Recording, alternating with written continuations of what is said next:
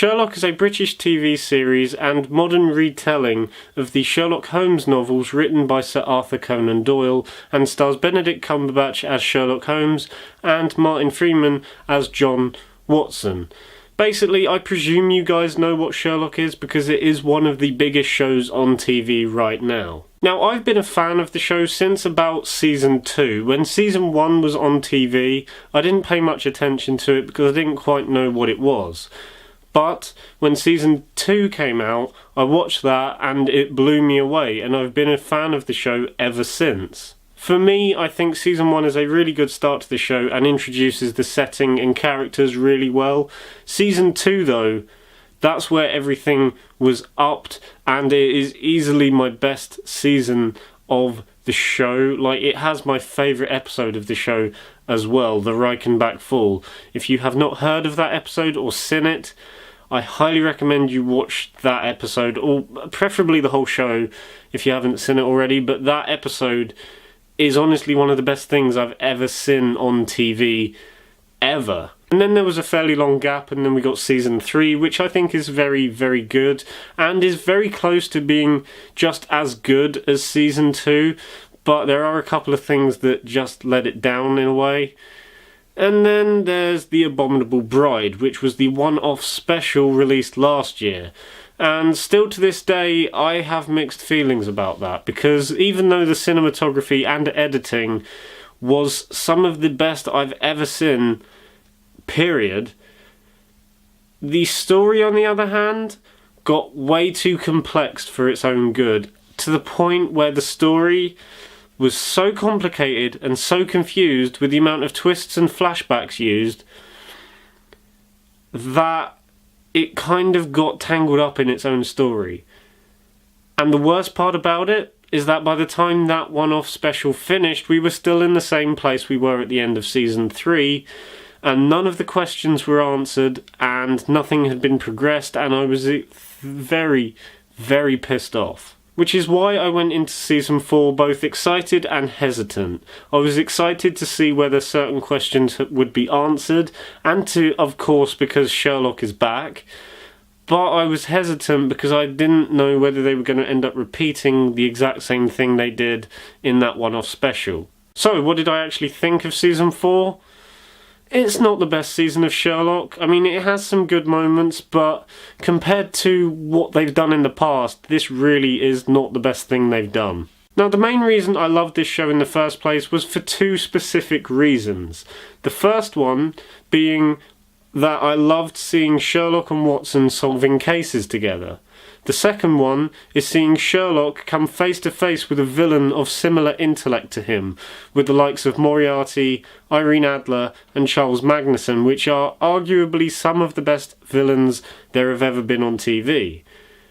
But this first episode, The Six Thatchers, completely fucks over those two things. First of all, there is no big villain, and secondly, the episode starts off like a regular Sherlock episode. It's Watson and Sherlock investigating a case. But then at a certain point, the episode kind of says fuck you and does its own thing, and then I completely lost interest from there on in. So basically, the episode starts off with a very simple case, and that case is very interesting, and I wish they'd just pursued that and not done what they end up doing. The case that they are eventually given is that a string of murders keep appearing around London, and the only thing connecting these murders is that each of the victims owned a specific statue of Margaret Thatcher, but there are only 6 of these statues in existence. So I thought that would be a very interesting normal episode of Sherlock, like how do these murders all link, and what is the significance of this Margaret Thatcher statue? And for the most part, it is really interesting as they're following this case. But then, like I said, halfway through the episode, they change it up and follow a storyline that was left over from Season 3 that I had completely forgotten about.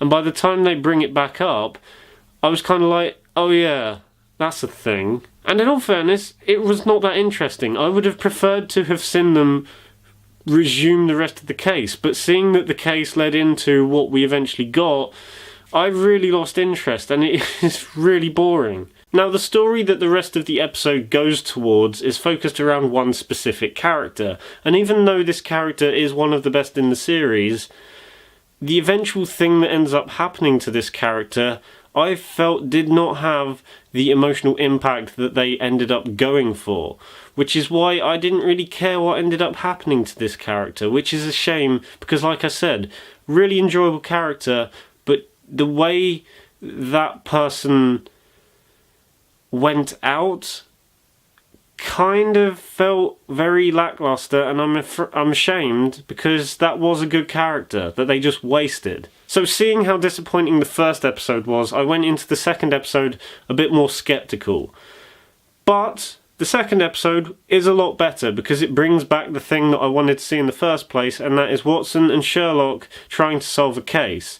Well, if you can call it a case really, because in this episode, Sherlock is determined in his head that this famous businessman is a serial killer. But everyone thinks he's making it up, and I think that is a really clever angle to go for in an episode like this, because there are even points where you're not even sure if he's telling the truth, if you think he's just making this up as he goes along. But with reasoning and the way the episode progresses, it is very interesting and is one of the best episodes. Now, I have to give props because, again, the cinematography and editing in this episode, just like The Abominable Bride, is some of the best on TV ever. And this is heavily cemented by a very complex but very straightforward storyline. Like, I say straightforward, but it is still very complicated. But I would say straightforward in terms of Sherlock standards. And all of this is helped by an amazing performance by Toby Jones, who, the best way I can describe is he plays one creepy motherfucker in this episode. And I absolutely loved the way this episode ended. I was on the edge of my seat, I didn't know what was going to happen, and it was incredibly intense. And then there is the final problem, which is the last episode of season 4, and yeah, I liked it a lot, but I do think it is very lackluster for a final episode of Sherlock. Now, don't get me wrong, I don't know if this is the last ever episode of Sherlock, but they leave it open-ended at the end. I just feel for a season finale, they could have done a little bit better. The majority of the episode is very interesting, and is easily the most intense and suspenseful episode there has ever been of Sherlock. And I absolutely loved the moments where it was Sherlock, Watson and Mycroft stuck in these rooms trying to figure out puzzles. I absolutely love that shit, and that is some of the best stuff there has been in the show, because they argue with each other.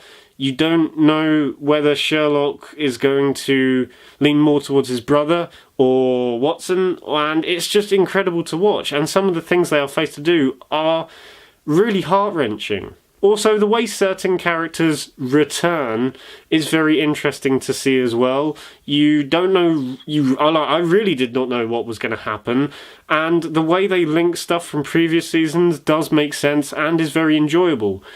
But I felt like the episode did outstay its welcome by a little bit, because if you've seen Lord of the Rings Return of the King, you'll know exactly what I'm talking about, and that is that this episode just never ends. Literally, just when you think it's going to end, it keeps going, and then it keeps going a bit more, and then it got to the point where it's just like, oh, just please just end. And I never thought I would feel that way about an episode of Sherlock. And even though the episode does this, the end of the episode somehow feels rushed. How the fuck does that work? Overall, I think the final problem is a very good episode. Maybe not a good enough finale, but it is still a very interesting and very, very suspenseful episode. Overall, though, season 4 is not the best season of Sherlock we've had. They've definitely done a lot better. I think Mark Gatiss and Stephen Moffat are compensating for something in terms of how clever they're trying to make the show.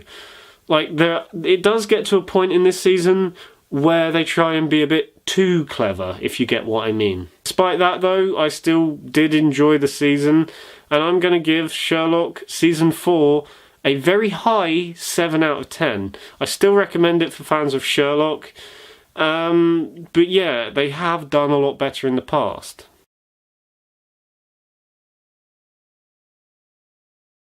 So guys, that was my review for Sherlock Season 4. I hope you enjoyed it. If you've seen Sherlock, or if you're thinking of seeing Sherlock at some point, then let me know in the comments below. I highly recommend it. It is a very enjoyable show for the most part. And yeah, remember to like this video if you enjoyed it, and subscribe to the channel if you haven't already. Bye. Alright, I believe you, but my Tommy gun don't. Get down on your knees and tell me you love me. I love you. You gotta do better than that.